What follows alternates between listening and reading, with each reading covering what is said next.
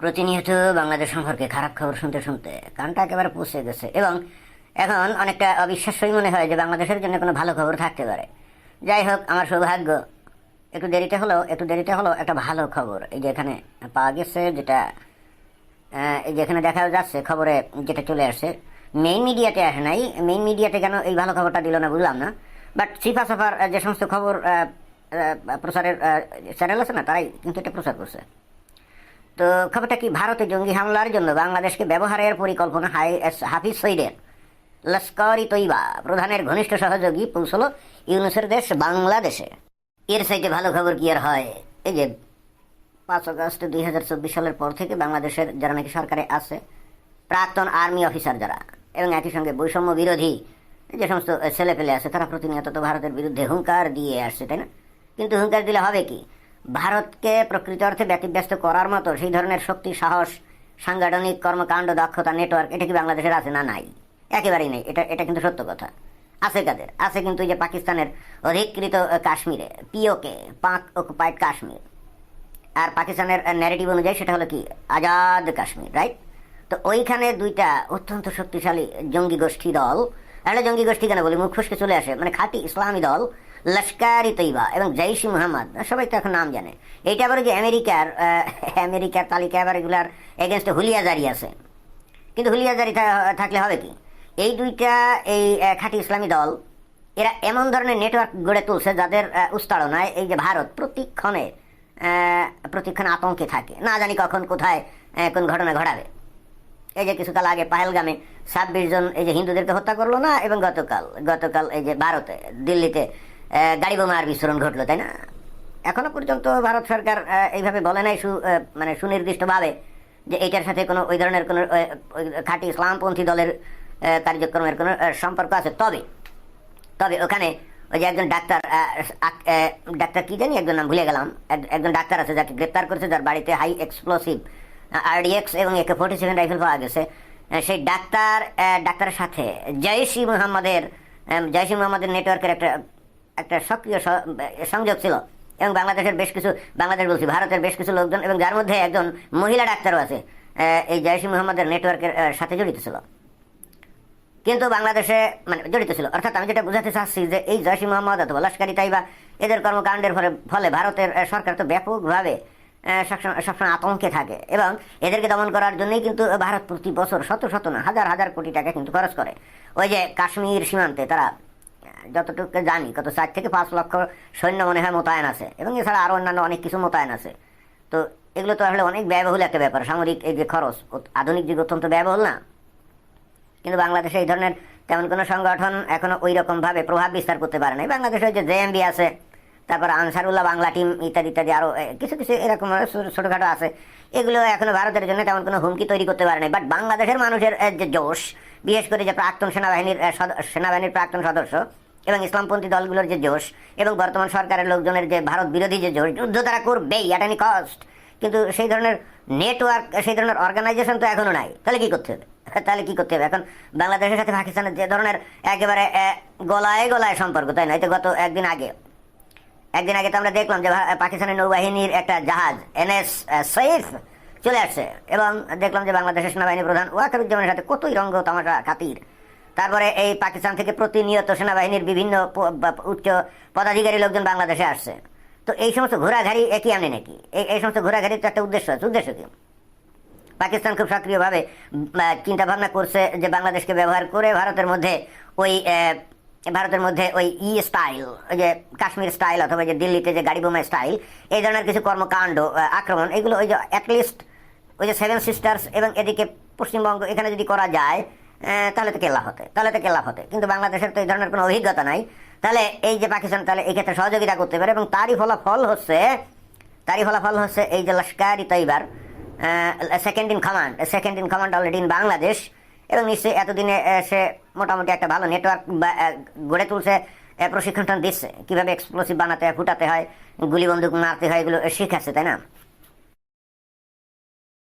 কালীন সরকার যদি যে কোনোভাবেই হোক তাদের ক্ষমতা যদি প্রলম্বিত করে বা করতে পারে, তাহলে এই ধরনের এই গাড়ি বোমার মতো ঘটনা কিন্তু এই ভারতে এই পূর্ব অংশে অর্থাৎ এই সেভেন সিস্টার্স পশ্চিমবঙ্গে এখানে কিন্তু হবে। এবং এরপরও আমি জানি এরপরে ভারতীয়দের কোনো টনক নড়বে না, অর্থাৎ এই অঞ্চলে বসবাসকারী যে হিন্দুরা তাদের কিন্তু টনক নড়বে না। দেখা যাবে যে এক শ্রেণীর লোকজন ঠিক এসে বলছে না না না এটা আসলে ভারতের দোষে এটা হচ্ছে, ইটস ওকে, কোনো সমস্যা নাই। বাট একটা জিনিস কিন্তু আমি খুবই নিশ্চিত, সেটা হচ্ছে এই যে বাংলাদেশের ভূখণ্ড ব্যবহার করে এই যে পাকিস্তানের যে জঙ্গি গোষ্ঠী, না দূর বারবার জঙ্গি গোষ্ঠী চলে আসে, আসলে ওই খবরে তো এদেরকে জঙ্গি গোষ্ঠী হিসাবেই দেখায়, তাই না, ওই জন্য মুখ ফসকে চলে আসে। বাট আমি তো জানি এরা কতটা খাঁটি ইসলামপন্থী। এই যে লস্কর ই তৈবা অথবা জাইশ মোহাম্মদ এরা যদি সিদ্ধান্ত নেয়, সিদ্ধান্ত কি নিবে, পাকিস্তানি আসলে তাদেরকে পাঠাচ্ছে পাকিস্তান সরকার যে যাও বাংলাদেশে যাও, বাংলাদেশে এখন তোমাদের খুবই দরকার। তো এদের সহযোগিতায় যদি বাংলাদেশ এই যে পূর্ব অংশ বা পশ্চিমবঙ্গে যদি এই ধরনের সন্ত্রাসী হামলা টামলা চালায়, তাহলে তো এগুলো ইনভেস্টিগেশনে তো ধরা পড়বে যে বাংলাদেশের থেকেই কর্মকাণ্ড করা হয়েছে। তাহলে আসলে বাংলাদেশের কি হবে, প্রশ্ন হচ্ছে সেইটা। তাহলে কি ভারত যেমন কিছুদিন আগে এই যে লস্কর ই তৈবার এই কর্মকাণ্ড বা জাইশ মোহাম্মদের কর্মকাণ্ডের কারণে এই যে অপারেশন সিন্দুর চালিয়েছিল, কিছু ব্রাহ্মস মিসাইল, তারপরে স্ক্যাল্প মিসাইল টিজাইল মারছিল, তাই না, অনেকগুলো বিমান মিসাইল এগুলো ছুটে গেছিল, বিভিন্ন জায়গায় ক্ষয়ক্ষতি হয়েছে, পাকিস্তান যদিও সেগুলো স্বীকার করে নাই। তো যাই হোক, এখন কথা হচ্ছে যে বাংলাদেশে তো পাকিস্তানের মতো ওই ধরনের অস্ত্রপাতি নাই, পাকিস্তানে তাও তো বেশ উন্নত অস্ত্রপাতি কিছু আছে। আমেরিকা একসময় তাদেরকে অস্ত্রপাতি দিত, যেমন X-16 জঙ্গি বিমান, তারপরে এখন চায়না থেকে তারা নানা রকম অস্ত্রপাতি নেয়, তাই না। কিন্তু বাংলাদেশে তো এগুলো তেমন কিছুই নেই। আকাশ প্রতিরক্ষা বলতে ওই মানধাতার আমলের হয়তো কিছু সিস্টেম থাকতে পারে, বাট আধুনিক কোনো সিস্টেম আছে বলে তো মনে হয় না। তাহলে বাংলাদেশ থেকে যদি লস্কর ই তৈবা যদি এই ধরনের হামলা টামলা এই যে ভারতে করে, এখন আসলে করে, এটা কেন বলছি, এই যে দিল্লির যে ঘটনা এর পিছনে এই বাংলাদেশে বসে থাকা এই যে লস্কর ই তৈবা বা জাইশ মোহাম্মদের লোকজনের যে কোনো ইঙ্গিত টিঙ্গিত নাই, তার গ্যারান্টি কি? এমনও তো হতে পারে যে এরা যেহেতু এখন বাংলাদেশে ঘাঁটি গেড়ে আছে, তো এখান থেকে তারা প্ল্যান পায় তারা করে ওই ঘটনাগুলো ঘটিয়েছে। আধুনিক যুগের এটা তো খুবই সম্ভব, ইন্টারনেটের যুগ না, ইন্টারনেটের যুগে আপনি মঙ্গল গ্রহ থেকে বসে এই ধরনের সন্ত্রাসী হামলা চালাতে পারেন, কোনো সমস্যা নেই। তো এখন যদি এই ঘটনার সাথে যদি বাংলাদেশের কোনো সম্পর্ক আবিষ্কার করে ভারত, অথবা শত চেষ্টা করে যদি আবিষ্কার করতে না পারে, তো ভবিষ্যতে যদি কখনো বাংলাদেশ থেকে এই ধরনের আক্রমণ যদি ভারতে ঘটে, এটা কি পরিস্থিতি হবে? সেখানে অপারেশন সিন্দুর না হয়ে কি অপারেশন বাংলাদেশ হবে নাকি, বা অপারেশন অন্য কিছু হবে কিনা কে জানে, বা অপারেশন পদ্মা বা অপারেশন গঙ্গা এই কিসিমের কোনো মিশন ভারত পরিচালনা করবে কিনা, আর যদি করে তাহলে সেক্ষেত্রে বাংলাদেশের কি হবে?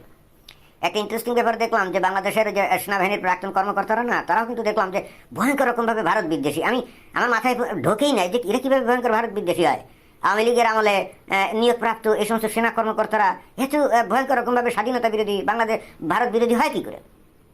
এবং এরা ভারত বিরোধিতা একটা এমন পর্যায়ে চলে যায়, বলতে বলতে অনেক ক্ষেত্রে বোঝা যায় এদের কথা শুনে যেটা আসলে স্বাধীন বাংলাদেশেও বিশ্বাস করে না, এরকম। তো এদের একটা দেখলাম যে একটা টক শোতে বলছে যদি ভারত এরকম কিছু করে তাহলে বাংলাদেশের ওই আবু তাহের জামাত ইসলামের মতো যে 50 লক্ষ প্রশিক্ষিত লোক আছে, তো এও এরকম বলছে যে সারা বাংলাদেশের মানুষ ঝাঁপিয়ে পড়বে। আরে ভাই, ভারতের সেনাবাহিনী মানে পদাতিক বাহিনী তো বাংলাদেশের মধ্যে ঢুকবে না। প্রথমে যদি কোনো আক্রমণ করে তাহলে পদাতিক বাহিনী কি ঢুকবে নাকি? এটা মিসাইল মারবে, তো মিসাইল মারলে কি করবা তুমি? আমি তো এটাই বুঝলাম, মানে এদের মাথায় কি আছে, এরা কিভাবে সেনাবাহিনীতে চাকরি খাইছিল আর দীর্ঘদিন চাকরি করেও গেছে, আমি বুঝলাম না। এখনকার যুদ্ধ যদি করে বা কোনো অপারেশন যদি করে, তো সেটা পদাতিক বাহিনী দিয়ে করবে, আর এরা ঘোড় সওয়ারে মানে উঠে তারপরে গিয়ে তাদের বিরুদ্ধে যুদ্ধ করবে নবীর দেখানো পথে। এই ধরনের কাল্পনিক স্বপ্নের বিপদ। হ্যাঁ, কিছু স্কাউট মিসাইল অথবা ব্রাহ্মস যদি মারে, বাংলাদেশের একেবারে ক্যান্টনমেন্টের যে জায়গায় আছে একেবারে নির্দিষ্ট সেই সমস্ত জায়গায়, অথবা কিছু জায়গাকে যদি চিহ্নিত করে যে ওই জায়গায় জঙ্গি ঘাঁটি আছে বা জঙ্গিরা ওখানে লুকায় আছে, এরকম যদি মারে তখন বাংলাদেশ কি করবে? আমার প্রশ্ন হচ্ছে সেইটা, বাংলাদেশকে পাল্টা কিছু করবে? আর যদি করে তাহলে তো সেই ক্ষেত্রে তো বাংলাদেশ ভারত যুদ্ধ শুরু হবে, তাই না? তো সেই যুদ্ধ হলে তখন কি হবে? এখন তো মনেই হচ্ছে যে ঘটনা সেই দিকে আস্তে আস্তে যাচ্ছে।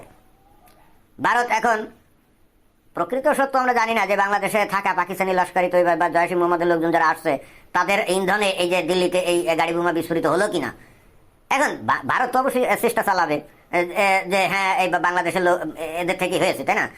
এবং এটা শিখছে কাদের কাছ থেকে? বাংলাদেশের কাছ থেকে। আমাকে বারবার উদাহরণ দিতেই হবে যে যেমন বাংলাদেশের লোকজন এই যে ওই পূজা মণ্ডপের মধ্যে নিজেরাই কোরআন দেখে মুমিন মুসলমানরা তারপরে হিন্দুদের উপরে ঝাঁপিয়ে পড়ে, তাই না? তারপরে মনে করেন যে একজন হুজুর, ওই যে মহিবুল্লাহ হুজুর, নিজেই নিজেকে অন্তর্ধান করে তারপরে হিন্দুদের উপরে দোষ চাপায়। তো এই টেকনিকগুলো তো ভাই এখান থেকে তো ভারত শিখছে।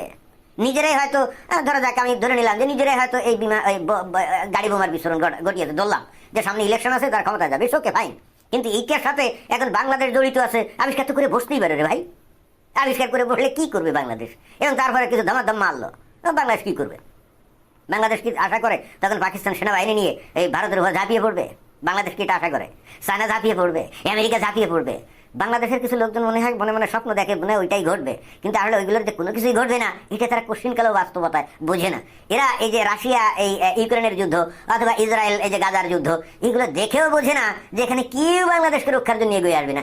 এই মেসেজটা আমি প্রত্যেকটা ভিডিওতে দেওয়ার চেষ্টা করি যে বাংলাদেশ ভারতের পেটের মধ্যে অবস্থান করে যদি ভারত বিরোধী কর্মকাণ্ডে বাংলাদেশের কি অবস্থা হবে এবং সেক্ষেত্রে কেউ যে তাকে রক্ষা করার জন্য এগিয়ে আসবে না, সেই জিনিসটা কিন্তু তারা কখনো ভাবে না। এবং যদি সেরকম হয়, এটা তো একটা যুদ্ধ পরিস্থিতিতে নিয়ে যাবে। সেক্ষেত্রে 71 সালে ভারতের সাহায্যে বাংলাদেশ স্বাধীন হয়েছিল কি হয় নাই, এগুলো কিন্তু ভারত কেয়ার করবে না, এগুলো কিন্তু আর কেয়ার করবে না। তখন চিন্তা করবে যে 71 সালে স্বাধীন করেছিলাম এই শোকে, এবং তখন আমাদের কিছু অঞ্চল, ভারতের কিছু অঞ্চল দখল করে রাখা উচিত ছিল। মানে তারা কিন্তু মূল্যায়নটা তখন এভাবেই করবে যে তখনই আমাদের উচিত ছিল কিছু জায়গা দখল করে অ্যাটলিস্ট চিকেন নেকের অঞ্চলে অন্তত ওই বাংলাদেশের বেশ কিছু অঞ্চল দখল করে ওটাকে এলিফ্যান্ট নেক বানানো তখন উচিত ছিল। এখন ভারতীয় সরকার হয়তো সেই ভুলের মাসুল দেওয়ার জন্য যুদ্ধ একটা বাঁধিয়ে ওই অঞ্চল দখল করে নিবে। So what? বাংলাদেশকে 71 সালে স্বাধীনতায় সাহায্য করছিল না করছিল, এর থেকে তো তাদের এখন ওই চিকেন নেক বড় বানানো অনেক জরুরি না, অনেক জরুরি। আর বাংলাদেশের মানুষ তাতে কি মনে করলো আর না করলো, এটা তাতে কি যায় আসে? আর বাংলাদেশের মানুষ তখন কি করবে? গোটা বাংলাদেশ ভারতের বিরুদ্ধে ঝাঁপিয়ে পড়বে নাকি?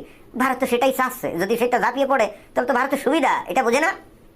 সেক্ষেত্রে বাংলাদেশকে গাজা বানাতে ভারতের অনেক সহজ হবে, আন্তর্জাতিকভাবে দেখাতে পারবে যে দেখো আমার পেটের মধ্যে অবস্থান করেও কিভাবে তাদের পেটে গুড়া কৃমির আক্রমণ শুরু হয়েছে। সেই হেতু তারা এখন আমাকে ডিস্টার্ব করার জন্য এই যে পাকিস্তান থেকে এই যে লস্করি তৈবার নেতা ডেকে নিয়ে ঝামেলা ফাঁকানোর ধান্দা করছে। তো এই জিনিসগুলো কি তখন ভারতের হাতে আসে না?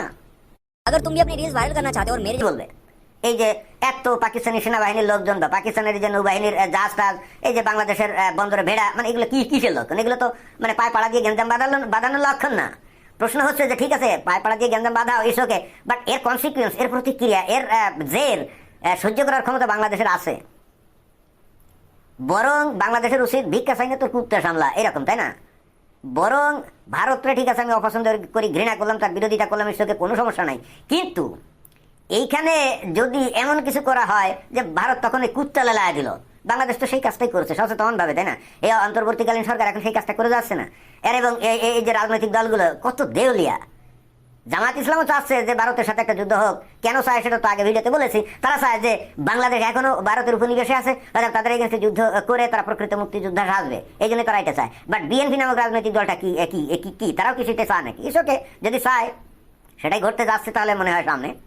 এবং এখন ওই যে বাংলাদেশের থেকে শিক্ষা নিয়ে, মানে বাংলাদেশের কৌশল ব্যবহার করে এখন তারা দেখাবে ওই যে দিল্লিতে গাড়ি বোমার পিছনে এই যে বাংলাদেশের যে সমস্ত মানে ইয়ে আছে, এই যে পাকিস্তান থেকে আসা যে লস্করি তৈবার লোকজন আছে, এনে বসে এগুলো করছে, অর্থাৎ বাংলাদেশ এখানে অভিযুক্ত, অর্থাৎ একটা লেজিটিমেসি পেয়ে যাবে ভারত বাংলাদেশের এগেনস্টে কিছু একটা করার জন্য, তাই না?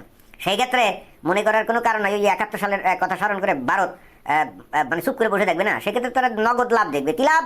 চিকেন নেককে বড় বানা এই চান্সে তখন বাংলাদেশ ওই জায়গায় উদ্ধার করতে পারবে, আন্তর্জাতিক আইন আদালতের কোনো জায়গায় গিয়ে বাংলাদেশ এটা সুবিধা করতে পারবে। কি মনে করে কি ভারত একটা বিশাল দেশ না? পৃথিবীর প্রত্যেকটা শিল্পোন্নত দেশের জন্য ভারত একটা বিশাল বাজার না? এখানে তো বাংলাদেশ তো তাদের কাছে কোনো দেশই না। তো যেমন এই যে চায়নার কাছে ভারত একটা বিশাল বাজার না? আমেরিকা, তার কাছে ভারত একটা বিশাল বাজার না?